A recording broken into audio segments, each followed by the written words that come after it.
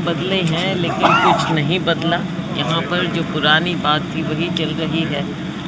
हम CM city में देख रहे हैं कि पहले जो सिस्टम था वही भ्रष्टाचार, प्रशासन, कुछ काम हो नहीं रहे, चुनाव बिल्कुल आ गया है। लेकिन ऐसा लगता है कि बदलाव के बावजूद कोई बदलाव नहीं है। आने वाला समय बताएगा और वो शुरुआत यहाँ से करनाल से ही होगी। कुमारी सैलजा चर्चा चल रही है, सिरसा से लोकसभा का चुनाव लड़ सकती हैं अशोक तंवर के सामने। तो ये चर्चाएं चलती रहती हैं राजनीति में। हमारी पार्टी में अभी इसकी ना कोई डिस्कशन है, ना कोई अभी फैसला है।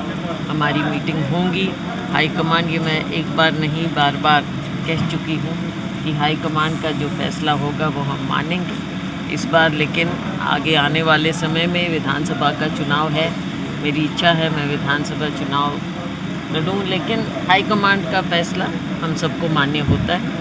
10 की 10 सीटों, 9 की 9 सीटों पर। अरविंद केजरीवाल की गिरफ्तारी किस तरीके से देखते हैं? देखिए, हमारे अलायंस का हिस्सा हैं और जिस प्रकार से आपने देखा कि विपक्ष में कोई भी हो, उनके खिलाफ भारतीय जनता पार्टी सरकार ने अपनी ये सारी एजेंसियां छोड़ रखी, चाहे ईडी है, इनकम टैक्स है, सीबीआई है। इनका उपयोग नहीं आज के दिन लोकतंत्र को कमज़ोर करने के लिए दुरुपयोग हो रहा है। चुनाव के दौरान इस तरह की कार्रवाई होना अपने आप में दिख रहा है कि इनका लोकतंत्र में कोई विश्वास नहीं। करनाल में उपचुनाव भी होगा मैम, तो वहाँ के लिए क्या तैयारी, कौन उम्मीदवार हो सकता है मैदान में? देखेंगे, यहाँ पर हम तगड़ा सशक्त उम्मीदवार उतारेंगे। पार्टी हर पहलू पर विचार कर रही है और सशक्त उम्मीदवार को ही हम यहाँ से उतारेंगे, क्योंकि पहले सीएम सिटी के नाम से कहा गया, अभी भी प्रयास है। लेकिन जिनको करनाल के बारे में कुछ मालूम ही नहीं है, उनको माननीय मुख्यमंत्री जी को यहाँ से अगर उतारा जाएगा तो आप सोच सकते हैं कि करनाल के लोगों की क्या हालत है। आपको नहीं लगता राजकुमार सैनी का कांग्रेस में आना नुकसान? कांग्रेस में नहीं आए हैं, समर्थन दिया है, इंडिया गठबंधन को समर्थन दिया है। गठबंधन में बहुत पार्टियां हैं, बहुत पार्टियां हैं और गठबंधन ऐसा है जो भारतीय जनता पार्टी की गलत नीतियों के खिलाफ है।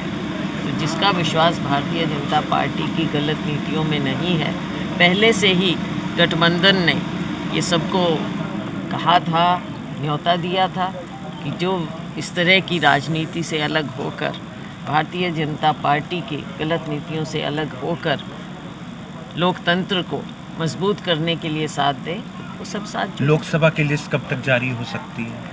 तो है टाइम, देखेंगे। होली के बाद हमारी समिति बैठेगी और उस पर विचार करें। मुख्यमंत्री की रैली के लिए नौ की अनाज मंडी बंद कर दी गई है 2 दिन के लिए, और लोग वहाँ के किसान विरोध कर रहे हैं। ये दुरुपयोग नहीं है तो क्या है?